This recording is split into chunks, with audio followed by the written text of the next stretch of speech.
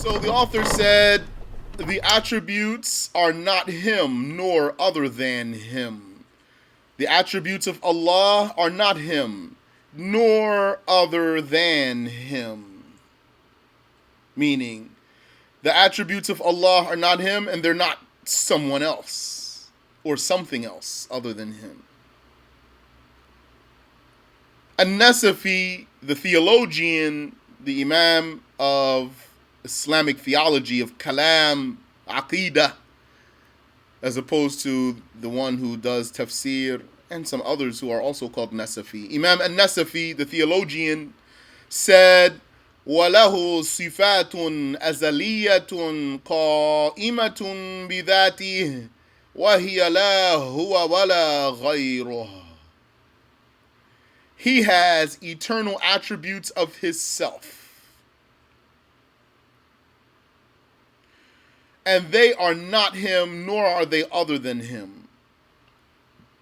Lahu sifatun azaliyah. He has eternal attributes. Qa'imatun bidhati, confirmed for himself. Wa hiya la huwa wala ghayruh. And they are not him, nor are they other than him. If you have any question, anyone, please feel free to ask, inshallah, throughout the course of the lesson. Don't feel shy, please. The author said, we cannot merely deny that his attributes are him, nor merely that they are other than him. Meaning, what did Imam An-Nasafi say here? He said, وَهِيَ لَا هُوَ وَهِيَ لَا هُوَ. They are not him. That's a negation. وَلَا غَيْرُهُ. And they're not other than him. That's a second negation. So those are two negations. We have to negate both of those, not one of them only. He has eternal attributes of his self, and they are not him, nor are they other than him. We cannot merely deny that his attributes are him, merely only deny that one without denying the other. Nor merely deny that they are other than him. We cannot deny this one without denying the first one also. We have to deny both of them. The attributes are not him, and they're not other than him. With the same meaning as denying that he is them or other than them. It means the same. It's just saying the same thing in two different ways. He is not his attributes, nor is he other than his attributes. His attributes are not him, nor are they other than him. This is because in the negation of one of those statements alone is confirmation of its counterpart. If we negate only one of them, if we say he is not his attributes and then stop only, then if that's the only thing we negate, then there's a confirmation that he's other than his attributes. Or if we only say he is not other than his attributes and stop, if that's the only thing we negate, then we would be confirming that he is his attributes. So all of that is invalid. So we have to negate both of those. The confirmation of either is impossible. To say that he is his attributes, that's impossible. And to say he is other than his attributes, that's impossible. So we say he's not his attributes and he's not other than his attributes. Thus, we negate both. Any questions so far?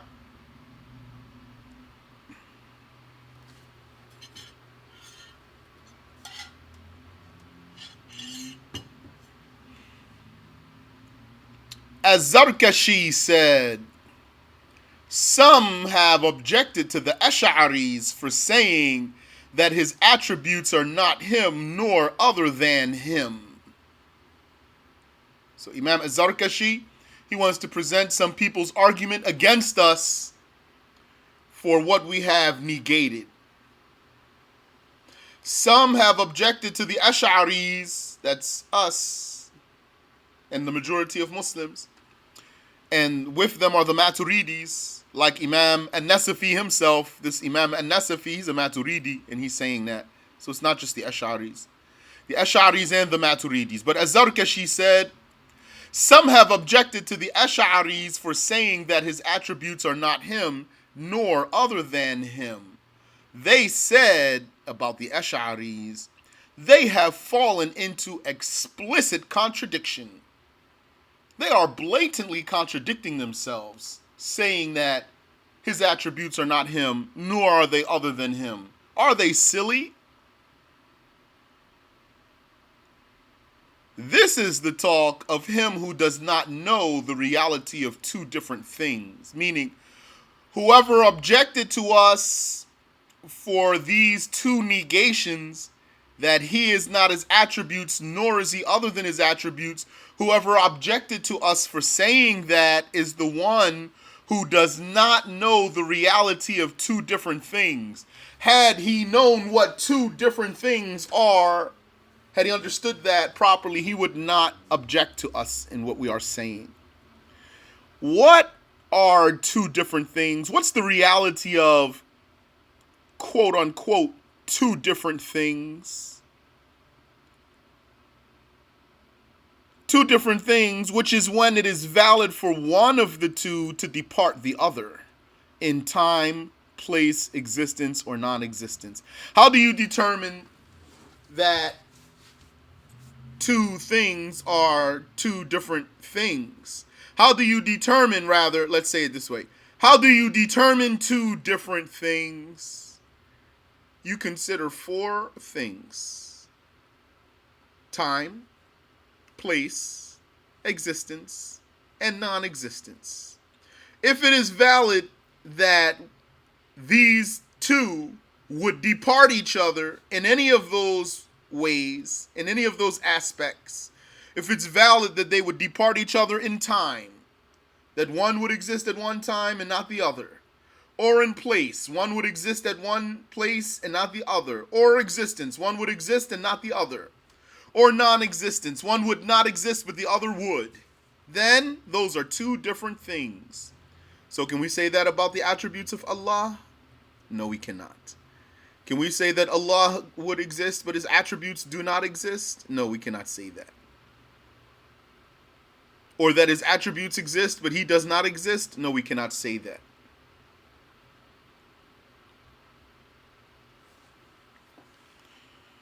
These attributes do not accept that. The attributes of Allah do not accept to depart Allah in time or place or existence or non-existence. So they're not something else. His attributes are not other than him. But also they're not him, we're going to explain. So these attributes do not accept that departing the self in time or place or existence or non-existence. So it is not said that they are other than him, or that he is other than them. Some scholars have expressed that by saying that the attributes are not his self, and they are not other than his self, because two different things are two selves, each of which is not the other.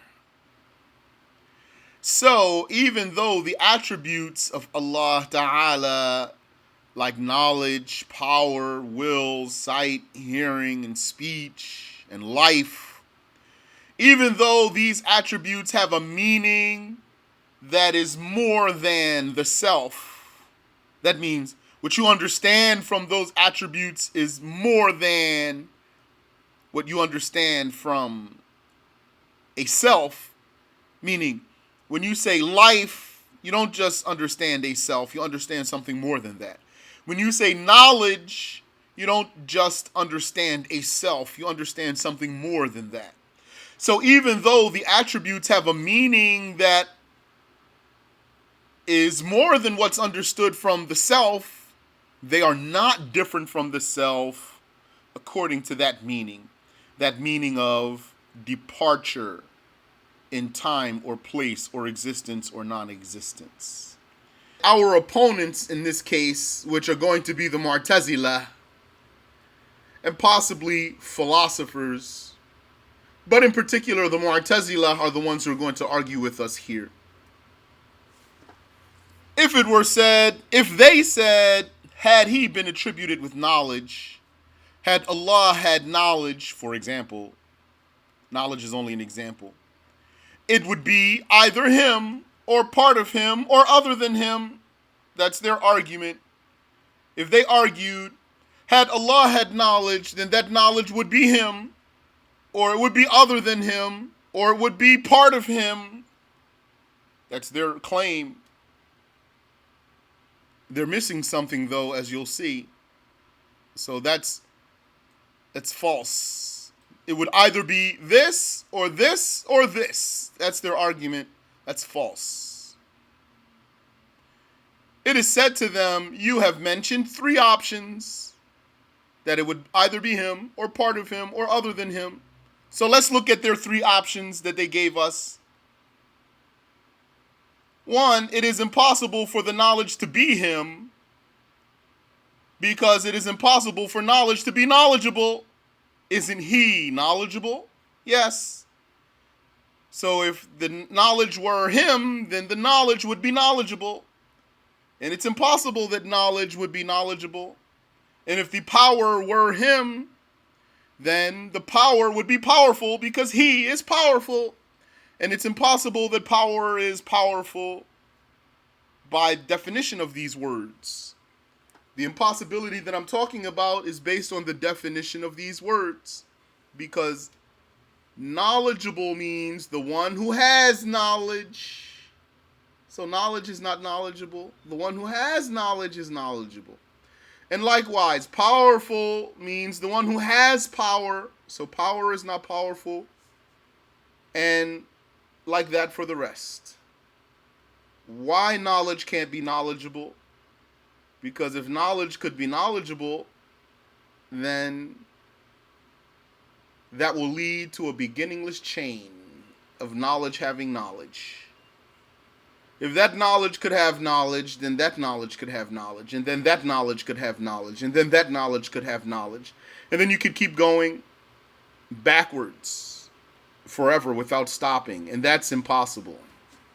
Therefore, had he been knowledge, it would not be valid. It would be invalid to say that he is knowledgeable. And from there, it would be invalid to say that he has any attribute. Because you can just say the same thing about all the attributes. If he was life, then he wouldn't be alive. If he was hearing, then he would not be a hearer. If he was sight, then he would not be a seer. Because sight doesn't see, and hearing doesn't hear, and knowledge doesn't know. And we can keep going like that. And creations don't create.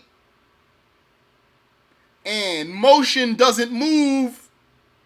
Yes, this means that an attribute cannot have an attribute. Yes. So here it's important to know the difference between the attribute itself and the adjective. We've said that many times. The descriptive name. The descriptive name is valid for the one who has the attribute. And the attribute is confirmed for the one who has the descriptive name. Meaning, if there is no knowledgeable one, then there's no knowledge. And if there's no knowledge, then there's no knowledgeable one. Tayyib. So what's the second one? 2, it is impossible for the knowledge to be a part of him because the necessary existence would not be composed of parts. The one who exists eternally and everlastingly and is not created and has no createdness about him, then he would not be made of parts and pieces and segments and sections. Then it's not valid then to say that the knowledge or any other attribute is a part of him. It is also not said that his attributes agree with him or comply with him or oppose him, or are separate from him, or adhere to him, or are connected to him, or disconnected from him, or that they resemble him, or that they do not resemble him. Nor is it said that his attributes dwell within him, or that he is made of them. We don't say he's made of attributes. All of that implies that his attributes are different from him, meaning then his attributes would be someone else or something else. And that's impossible. And that leads to saying that one could exist while the other is non-existent. They could depart each other. That the attributes could exist without the self, or that the self could exist without the attributes. We're talking about Allah here, not the creations. The creations with their attributes have a different judgment, which is that the creations are different from their attributes. When it comes to the creations, we say we are different from our attributes. We are not our attributes. That is enough to negate, and that's correct. And what's the proof for that? The proof for that is that we had other attributes that we don't have now, but it was still us, the same selves. When you came out as a baby, you had different qualities. Your size was different, etc. Your weight was different, etc. You had many different qualities, but it was you, the same self. Now you are who you are as you are. Not having the same qualities you had when you were first born.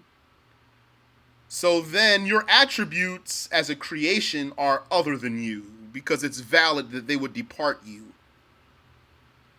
So the judgment we're speaking about now is for Allah and his attributes that doesn't apply to the creations.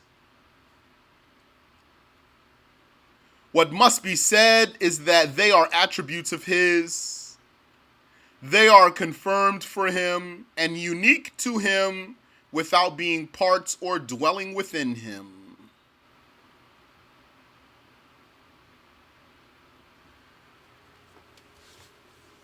How's that, part 2? That's clear, insha'Allah ta'ala.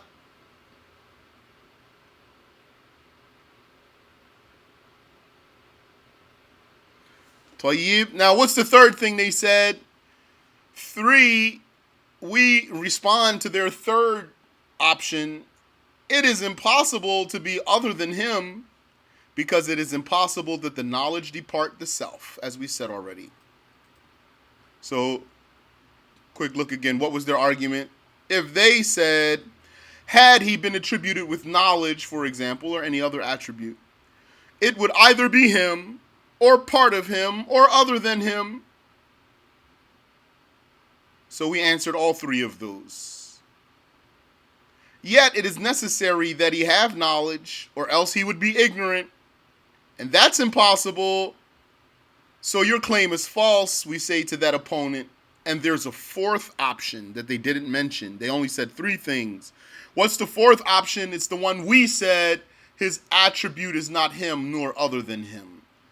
They said, if he has knowledge, then it would be him, or a part of him, or other than him. We say, no, there's another option, a 4th option. It's not him or other than him. Both together are negated.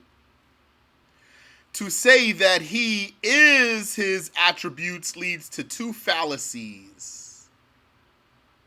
One, it is to deny his self.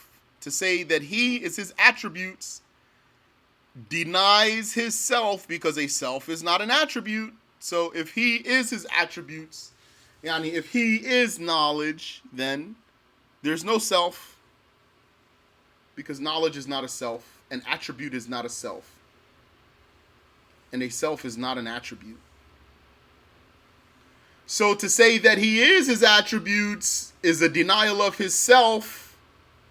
So we can't say that he is his attributes. We have to say he's not his attribute. And 2, it would also mean that he is power and knowledge. If he is his attributes, then he is power, that's an attribute, and he is knowledge, because that's an attribute, etc., hearing, and sight, and speech, and life. So if he is his attributes, then he is hearing, and he is knowledge, and he is power, and he is life. Then that would mean that, since he's one, then knowledge would be power, because he is that one. So if he is knowledge, then, and if he is power, then knowledge is power. And if he is hearing, then power is hearing. And if he is life, then hearing is life. So that's what happens if you say that he is his attributes. All of those impossibilities and all of those absurdities, saying knowledge is power and power is life and life is hearing and hearing is speech, that is juggling realities. So that's all invalid. So we cannot say that he is his attributes. But to say that he is other than his attributes also leads to two fallacies. One, it validates the self without attributes. To say that he is other than his attributes, then that would mean it's valid that the self would be without attributes. And that is ta'til, atheism. Denial of the attributes is atheism. And denial of the self is atheism too. All of that is atheism.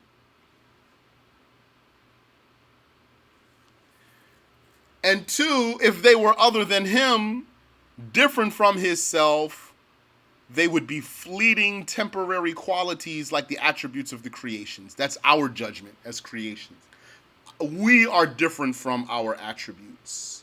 We are other than our attributes. So had he been other than his attributes, then his attributes would be fleeting, temporary qualities like our attributes. We know and then we don't know. We would be strong, then we would be weak. We would be healthy, then we would be sick, etc. It would be valid for those attributes to depart him then, like it is valid for a white body to lose its whiteness. The body would still be existing, but the whiteness is gone. And for a moving body to become still, the motion of the body vanishes, but the body still exists. And that's a negation of eternity. If that were applicable to Allah, then he wouldn't be eternal, he would be changing. And that's impossible. By this, we contradict the Mu'tazila, who said if Allah had attributes, they would be eternal. And had they been eternal, there would be more than one eternal one. Then Tawheed, monotheism, would be nullified. So we learned already that the Mu'tazila deny the attributes of Allah. If you forgot that, then you need to review. Because we learned all the 72 groups, and we're now studying the 73rd, Ahlus-Sunnah. So you should know what are the basic creeds of Mu'tazila, what are the basic creeds of Shiites, what are basic creeds of Khawarij. We know among the basic fundamental creeds of Mu'tazila is to deny the attributes of Allah. So here we are. They said, what was their reasoning for denying the attributes of Allah? They said if Allah had attributes, they would be eternal. Well, that's true. If he has attributes, they are eternal. That's true. And he does have attributes, so they are eternal. They said, though, had they been eternal, there would be more than one eternal one. Because there would be an eternal life, and an eternal power, and an eternal will. So they're saying then there would be more than one eternal one. And then there wouldn't even be any Tawheed. There wouldn't be any monotheism.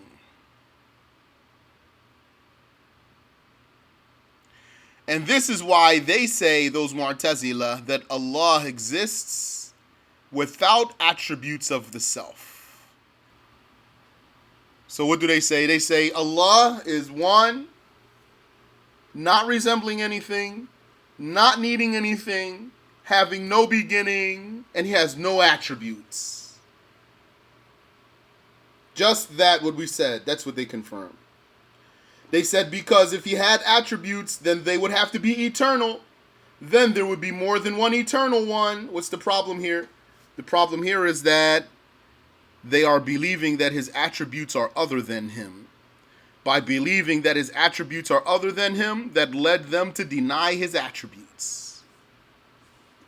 We say Allah is a self, one God attributed with attributes that are eternal, because his self is eternal. Those attributes are not someone else or something else. That's why we don't say that they are all individual eternal ones like the Mu'tazila said. The Mu'tazila said they don't even exist because if they did, they would be individual eternal ones. We say that Allah having eternal attributes does not necessitate multiple eternal ones. Rather, he is one self, not multiple. One self with attributes. Our stance does not imply another eternal self. We're not saying, nothing we are saying implies that there's another eternal self by saying he has eternal life, eternal power, eternal will, eternal knowledge. Nothing about that means that there's another eternal self. And nothing about that is nullifying monotheism. Abu Hanifa said, rahimahullahu ta'ala, lam yazal aliman bi'ilmih. He never ceased to be knowledgeable by his knowledge. See how he confirmed the attribute and the adjective. Abu Hanifa said, he never ceased to be knowledgeable by his knowledge. And the knowledge is an attribute in eternity.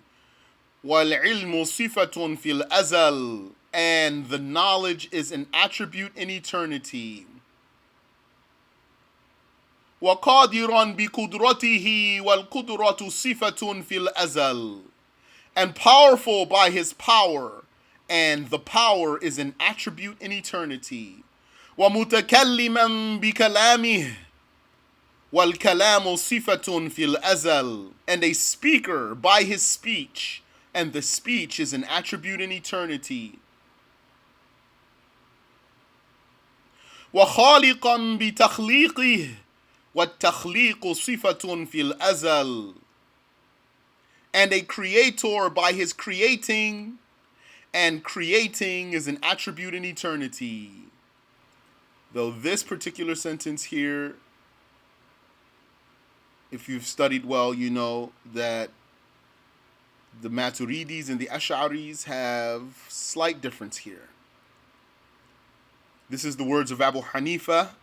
The Maturidis take after Abu Hanifa. And Sheikh Abdullah, our Sheikh, he agrees with Abu Hanifa here.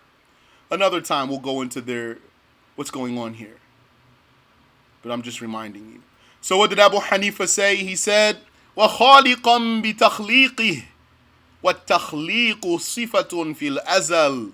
And a creator by his creating, and creating is an attribute in eternity.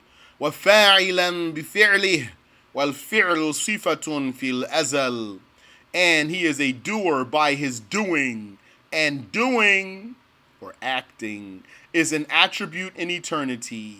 He is a doer or actor by his doing or acting, and doing or acting is an attribute in eternity. The proof for all of what was mentioned.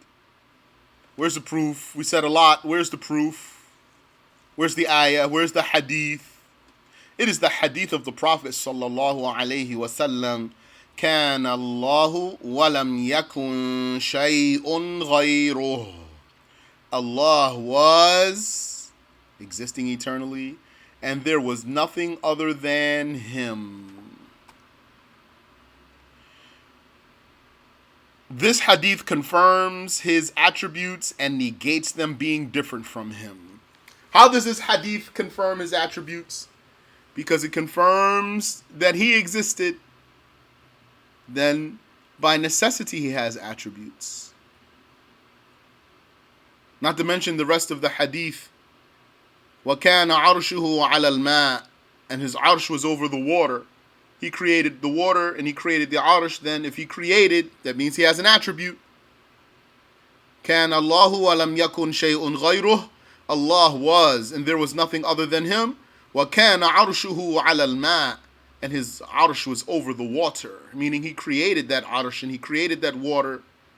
Then if he created, then he has attributes. So this hadith confirms his attributes and negates them being different from him. This hadith negates that those attributes are different from him because the Prophet said, وَلَمْ يَكُنْ شَيْءٌ غَيْرُهُ, there was not something else existing other than him. So he existed in eternity being attributed with his attributes, and there wasn't something other than him, so his attributes are not other than him. And also they're not him. They're not him and they're not other than him. وَسُبْحَانَ اللَّهِ وَبِحَمْدِهِ.